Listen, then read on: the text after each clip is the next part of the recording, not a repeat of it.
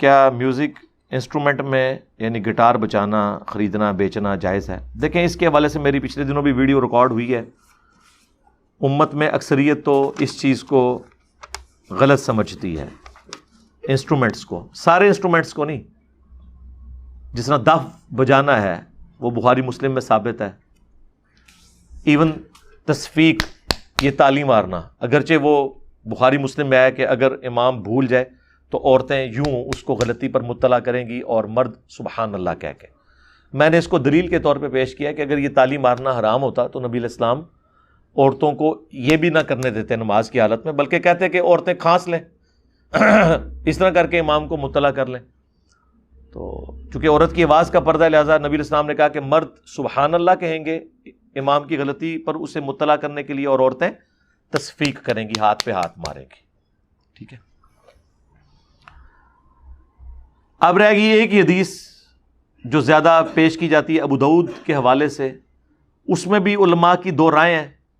جو نبی علیہ السلام کہیں سے گزر رہے تھے، ڈھول کی آواز آ رہی تھی، آپ نے مبارک انگلیاں اپنے کانوں میں داخل کی. عبداللہ بن عمر ساتھ تھے، آپ ان سے پوچھتے رہے کہ آواز آ رہی ہے نہیں آ رہی.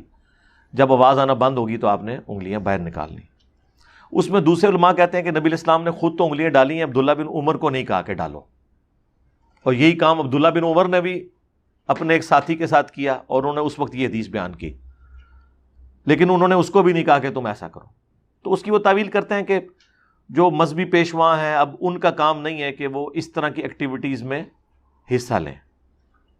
مثلا اگر میں کسی کرکٹ میچ میں جا کے ممانع خصوصی کے طور پہ جا کے میچ دیکھوں تو میرے اس پلیٹ فارم کا تقاضا یہ نہیں ہے. اس کا یہ مطلب نہیں کہ میں اسے ناجائز سمجھتا ہوں گا، یا کسی جا کے میں غزل کی محفل میں جا کے بیٹھ جاؤں چاہے وہ مردوں میں ہی ہو رہی ہو. اب صحیح بخاری میں نبی علیہ السلام نے خود فرمایا عائشہ گانے والی کیوں نہیں بھیجی شادی کے موقع کے اوپر. اور ترمذی میں ابن ماجہ میں حدیث ہے کہ حلال نکاح وہ ہے جس میں گانا ہو، اناؤنسمنٹ ہو، اور جس میں نہ ہو وہ حرام ہے.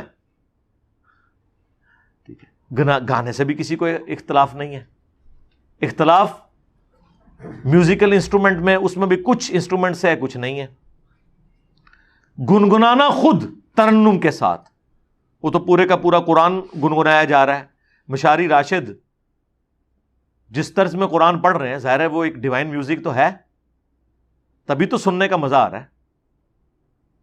پھر قرآن کے اندر یہ اللہ تعالیٰ نے صفت رکھی ہے کہ اس میں ایسا وزن رکھ دیا ہے، اگرچہ وہ بالکل شاعرانہ نہیں ہے، آزاد نظم والا سٹائل ہے، لیکن بہرحال پھر بھی آپ کو پتہ ہے ایک ڈیوائن میوزک، ملکوتی غنا اس کے اندر موجود ہے. الرحمن علم القرآن خلق الانسان علمہ البیان، سورہ فاتحہ میں بھی ہے. پھر بخاری میں حدیث ہے جو ترنم کے ساتھ قرآن نہ پڑھے وہ ہم میں سے نہیں. صحیح بخاری میں ایک اور حدیث ہے کہ اللہ تعالیٰ سب سے زیادہ متوجہ ہو کر وقت کے پیغمبر کو سنتا ہے جب وہ اللہ کی کتاب کی تلاوت کر رہا ہوتا ہے.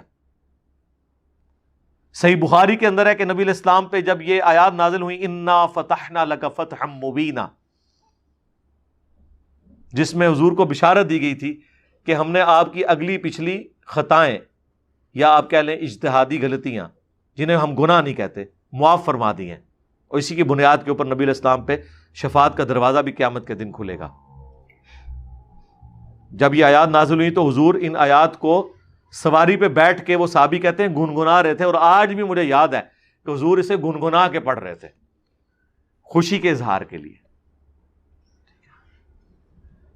ایون یہ جس طرز میں قرآن پڑھا جاتا ہے، قرآن پڑھے بغیر بھی اس طرز میں آپ کیا گنگنا نہیں سکتے بغیر الفاظ کے؟ تو اسے کیا کوئی فتویٰ لگائے گا؟ ترنم تو ہے. تو میوزک کا ایشو نہیں، میوزیکل انسٹرومنٹس کا ایشو ہے. میوزک کو سارے مانے ہوئے ہیں اللہ کے فضل سے. ترنم سے پڑھنا، نعتیں نہیں ترنم سے پڑھ رہے. پھر قوالیاں تو ساری انسٹرومنٹس کے ساتھ بھی ہو رہی ہیں، اور وہ کون لوگ کر رہے ہیں؟ جو کسٹوڈین بنے ہوئے دین کے کر رہے ہیں. کچھ اختلاف رکھتے ہیں لیکن کچھ کہتے ہیں نہیں وہ بھی ٹھیک ہے اپنی جگہ، ہم بھی ٹھیک ہیں، ہم اس کو صحیح نہیں سمجھتے، ان کو غلط نہیں کہتے. تو یہ اتنا سادہ معاملہ نہیں ہے میوزک کے حوالے سے. باقی جو بیہودہ قسم کا میوزک ہے جس میں آپ سیکس کے حوالے سے لوگوں کو ابھار رہے ہیں, باغی بنا رہے ہیں, اس قسم کا میوزک اور گانے, یہ تو ظاہر حرام ہے.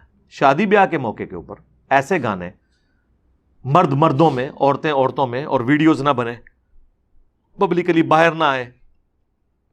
ظاہر ہے پھر بعد میں آپ کو پتا ہے اس کا ریونج آ جاتا ہے بھی غلط ہے. ظاہر ہے کہ گھر کی بہنوں اور بیٹیوں کی ویڈیوز تو نہیں باہر نکلنی چاہیے, وہ ایک معاملہ الگ ہے, وہ غلط ہے.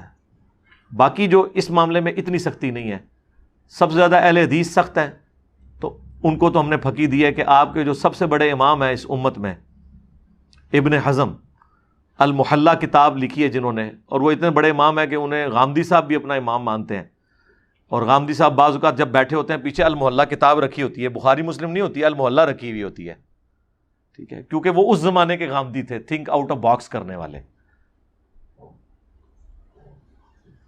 5ویں صدی ہجری کے اندر. بس یہ دو بڑے امام ہیں ان کے شروع کے لوگوں میں. ایک داؤد ظاہری ہیں 4 صدی میں, 5ویں میں یہ ابن حزم ہے. ابن تیمیہ تو 728 میں فوت ہوئے 8ویں صدی کے اندر. یعنی وہ سمجھ لیں ابن تیمیہ کا جو ابن تیمیہ ہے نا, بلکہ اس سے بھی بڑا ڈفرنس وہ ابن حزم ہے. وہ تو نہ صرف انسٹرومنٹس کو جائز بلکہ ان کی خرید و فروخت کو بھی جائز سمجھتے ہیں. اسی کی بنیاد کے اوپر یوسف القرداوی جو مفتی اعظم قطر ہیں, جو دنیا میں مسلمانوں کے سب سے بڑے ہسٹورین ہیں, کنسلٹنٹ ہیں عمر سیریز کے, اور ان کے شاگرد ڈاکٹر علی سلابی جنہوں نے خلفائے راشدین کے اوپر اتنی موٹی موٹی کتابیں لکھی ہیں, ابو بکر عمر عثمان و علی پر رضی اللہ عنہم اجمعین وعلیہم السلام اجمعین, جو دارالاسلام نے اردو ترجمے کے ساتھ چھاپی ہیں, وہ بھی کنسلٹنٹ ہیں عمر سیریز کے. یوسف القرداوی نے ایک کتاب لکھی تھی اسلام میں حلال و حرام, بہت عرصہ پہلے. وہ کتاب سعودیہ کے علماء کے کورس میں بھی پڑھائی جاتی ہے.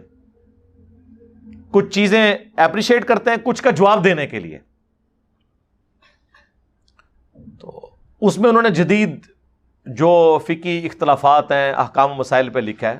بعض جگہ ہمیں ان سے اختلاف ہے. میوزک کے حوالے سے انہوں نے یہی موقف لکھا ہے جو میں آپ کو بیان کر رہا ہوں. پھر ایک حدیث ان کے پاس رہ جاتی ہے صحیح بخاری کی, کہ قرب قیامت میں ایسے لوگ ہوں گے جو ریشم کو, آلات موسیقی کو, ان چیزوں کو حلال ٹھہرا لیں گے, اور اللہ تعالیٰ ان کی شکلیں بدل دے گا, ان پر عذاب آ جائے گا. وہ کہتے ہیں دیکھیں جی یہ, اس کو تو ابن حزم کہتے ہیں یہ روایت ٹھیک نہیں ہے, صحیح بخاری کی حدیث کو.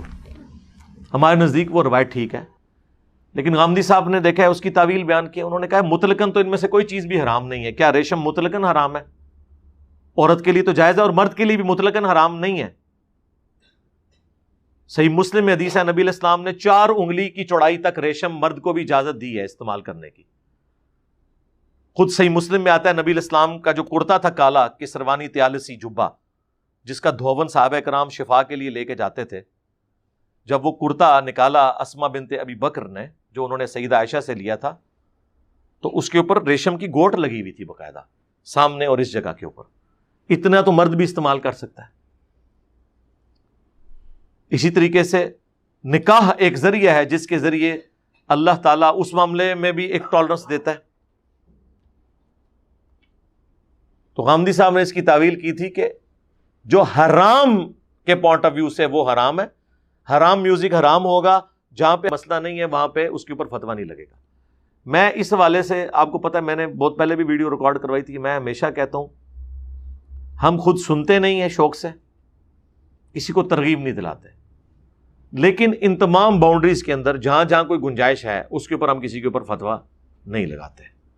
آپ خود دیکھ لیں, اگر اچھی شاعری ہے سن لیں. اب جس طرح عمر سیریز میں انہوں نے جو میوزک ڈالا ہے وہ وکھرے جہاں میں بندے کو لے جاتا ہے. اس میوزک کے بغیر تو اس فلم کی ساری ایک سمجھ لیں روحانیت ختم ہو جاتی ہے.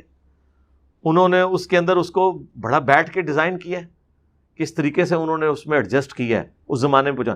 تو اب اس طرح کے جو میوزک جو بیک گراؤنڈ میں چل رہے ہیں, اب مجھے بتائیں اس میوزک کو سن کے کسی کے ذہن میں کوئی شیطانی خیال آتا ہے یا وہ اٹھ کے ناچنا شروع کر دیتا ہے؟ نہیں. اب اس طرح کی چیزوں کے اوپر فتوے اب تو علماء نے خیر خود بھی موبائل کے اوپر بھی ٹونز لگائی ہیں. شروع میں انہوں نے اولڈ فون بیل لگائی ہوئی تھی, اب تو سب نے کوئی نہ کوئی ٹون لگائی ہوئی ہے. اور واقعی یہ موبائل کی جو ٹونز لگی ہوئی ہیں ہمیں تو کبھی خیال بھی نہیں آتا ان ٹونز کی وجہ سے. فون کا ہوتا تھا کہ یار یہ فون آیا ہے تو چلے سنیں کس کا فون آیا ہے, میوزک کی طرف تو کسی کی توجہ نہیں ہوتی ہے. بعض اوقات بہت اچھی شاعری بھی ہوئی ہوتی ہے. اب جس طرح یہ شکوہ جواب شکوہ نصرت فتح علی نے اپنے مرنے سے کچھ عرصہ پہلے آڈیو ریکارڈنگ میں اس کی ہے, وہ سولو جو ہے نا شکوہ جواب شکوہ, ایک پرانے سٹائل میں اس نے پڑھی ہوئی ہے جو قوالی کے طرز میں, ایک اس نے لیٹسٹ جو آپ کا ایک پاپ میوزک کی طرز میں نا اس نے, لیکن بہت فاسٹ بھی نہیں ہے, لیکن وہ سولو ہے. آپ یوٹیوب پہ جا کے لکھیں سولو شکوہ جواب شکوہ آڈیو میں, کمال پڑا ہے نصرت فتح علی نے. وہ آپ جتنی بار سنیں آپ اسلامک ہسٹری آپ کے سامنے سے گزر جاتی ہے, آپ کا اس کی شاعری کی طرف ہی توجہ ہوتی ہے بجائے کہ میوزک کی طرف آئیں. ایون اگر کوئی عشق مجازی پہ بھی بات ہوئی ہے تو وہ میاں بیوی تو آپس میں ایک دوسرے کو گانا سنا سکتے ہیں نا جی. ڈاکٹر ذاکر نائک نے تو سٹیج کے اوپر وہ گانا زوجتی انتی حبیبتی انتی وہ گایا ہے, وہ ایک عرب کا وہ نشید پڑھنے والا ہے اس کے ذریعے. تو وہ تو منہ سے ہی ایسی ساؤنڈز نکال لیتا ہے کہ وہ پورا کہ پورا میوزک لگتا ہے. ابھی تو آپ ماؤس ساؤنڈز دیکھ رہے ہیں ہمارے بھائی ہدایہ پورٹل والے, اللہ تعالیٰ انہیں جزائے خیر دے, آپ دیکھیں انہوں نے کیسی زبردست وہ ویڈیوز میں ایڈیٹنگ کی ہے. اکثر ماؤتھ ساؤنڈز ہی یوز ہوئی ہیں, باقی جو تھوڑی بہت اور بھی ہوئی ہیں تو ٹھیک ہے. یہ بھی ایک ہم اپنے آفیشیل چینل سے اکا دکا ویڈیوز کی تھی, اس کے بعد ہم نے نہیں کی ہیں, لیکن اس کو بھی ہم ایک موڈ سمجھتے ہیں لوگوں تک بات پہنچانے کا, آج کی ینگ جنریشن تک بات پہنچانے کے لیے یہ بھی ہے. لیکن اس میں اکثر ان کو کہتا ہوں جو لوگ بھی بیک گراؤنڈ ساؤنڈز لگاتے ہیں خدا کے لیے اس کو ہیڈ فون کے اوپر نا اس کی ایڈیٹنگ کیا کریں. ویسے نہیں پتا چلتا, وہ جب ہیڈ فون کو لگاتا ہے تو میوزک ڈومیننٹ ہو جاتا ہے اور اسپیکر کی آواز کم ہوتی ہے, وہ کانوں پہ سٹرین آتا ہے. جس نے بھی اس طرح کی کوئی ویڈیو بنانی ہے, یہ ایک دو دفعہ ہدایہ پورٹل والے نے بھی غلط بنائی, میں نے اس کو ڈیلیٹ کروائی. میں نے کہا نہیں, ہیڈ فون لگاؤ, سنتے رہو, ہٹ اینڈ ٹرائل کر کے جہاں تمہیں فیل ہونا کہ اب میوزک کی آواز کم ہے اور سننے والا جو اسپیکر ہے اس کی آواز ڈومیننٹ ہے اور لائٹ سا ہلکا سا وہ پیچھے ساؤنڈ ہے, میوزک ہے یا آپ ماؤتھ ساؤنڈز کہہ لیں جو بھی, تاکہ کوئی بندہ ہیڈ فون لگائے تو اس کے کانوں پہ سٹرین نہ آئے, تو تب اس ویڈیو کو پبلش کرو. یہ بڑا ظلم ہے کہ آپ وہ اتنی اونچی آواز کر لیں کہ وہ میسج ہی پیچھے رہ جائے. یہ بھی ایک ذریعہ ہے بات پہنچانے کا. ہم خود نہیں کر رہے لیکن اس کے اوپر باقی میں اسے جو کنڈیم کرتا ہوں نا علماء کے حوالے سے, میں نے بھی کئی دفعہ ویڈیوز میں کہا رو میوزک لگا دیتے ہیں, وہ اس لیے کہ یار رو لگانے سے جھوٹی کہانی تو نہ آگے پیش کرو. رو کے پیچھے اگر بخاری مسلم کی کوئی حدیث چل رہی ہو, کوئی صحابہ کرام کا صحیح سند سے جو آیا ہوا واقعہ وہ بیان ہو رہا ہو پھر تو ٹھیک ہے, لیکن رو کے پیچھے جو ہے وہ بزرگوں کی رو چل رہی ہو, اسے تو ہم کنڈیم کریں گے نا یار. جمعے کے خطبے کے ہم خلاف نہیں ہیں, لیکن جمعے کے ممبر سے جب کہانیاں بیان ہوں گی تو ہم اسے کہیں گے یار یہ کیا ڈرامہ لگایا ہوا ہے تم نے. اس کا یہ مطلب نہیں ہے کہ ہم جمعے کو ڈرامہ کہہ رہے ہوں گے, ہم کہیں گے یار کوئی بات بیان کرنی ہے قرآن و سنت سے بیان کرو. تو اس لیے ہر چیز کو اس کے کانٹیکسٹ میں دیکھنے کی ضرورت ہے. باقی شاعری کے حوالے سے, میوزک کے حوالے سے, ایون رقص کے حوالے سے میری ویڈیوز ریکارڈڈ ہیں. آپ رقص اور انجینئر محمد علی مرزا لکھیں, وہ آپ پتہ وہ بابے نچائے سن ڈاکٹر طلعت قادری صاحب نے, وہ اللہ نے بابیاں دی ہڈیاں بچائیاں نے جس طرح نچدے پہ سن نا, تو اس کے اوپر میری ایک ویڈیو آئی تھی, اس پہ میں نے اپنا پوائنٹ آف ویو بیان کیا تھا. نہ تو ہم ایسی ایکسٹریم کے اوپر ہیں کہ ایک تماشا بنا لیا جائے میوزک کے نام کے اوپر, اور نہ دوسری ایسی ایکسٹریم کے اوپر ہیں کہ اسے حرمت کے فتوے لگانے شروع کر دیا کریں. مجھے ایک دفعہ ایک موسیقار بھائی نے فون کیا کئی سال پہلے, جن دنوں میں فون کبھی سن بھی لیتا تھا, تو مجھے کہتے ہیں آپ میں میوزک کے اوپر ہی دھنیں ڈیزائن کرتا ہوں. میں آپ کو بتاؤں ایون یہ جتنے بڑے بڑے نعت خوان ہیں انہوں نے باقاعدہ فن کے طور پہ موسیقاروں کے پاس شاگردگی ہوئی ہے. اویس قادری ایویں اتنی طرزیں بنا لیتا ہے, یہ بڑے بڑے فنکار لوگ ہیں. فن تو بہرحال ہے نا, یہ فن سے تو اختلاف نہیں ہو سکتا. تو مجھے کہنے لگے کہ آپ اس کے حوالے سے, میں نے کہا میں تو یار اس معاملے میں تو ڈھیلا موقف ہی رکھتا ہوں. تو بڑا حیران ہوا. پھر مجھے کہنے لگا جی آپ دیکھیں نعتیں ہیں, ان کو اگر کوئی گنگناتا ہے آپ اس پہ کیا فتویٰ لگائیں گے؟ اب جنید جمشید صاحب نے نعت پڑھی ہے, وہ محمد کا روزہ قریب آ رہا ہے, تو اس نے مجھے فون پہ کہا کہ جی میں اس کو گنگناتا ہوں, آپ میرے پہ شریف فتویٰ لگائیں, میں کوئی میوزک انسٹرومنٹ بھی یوز نہیں کر رہا.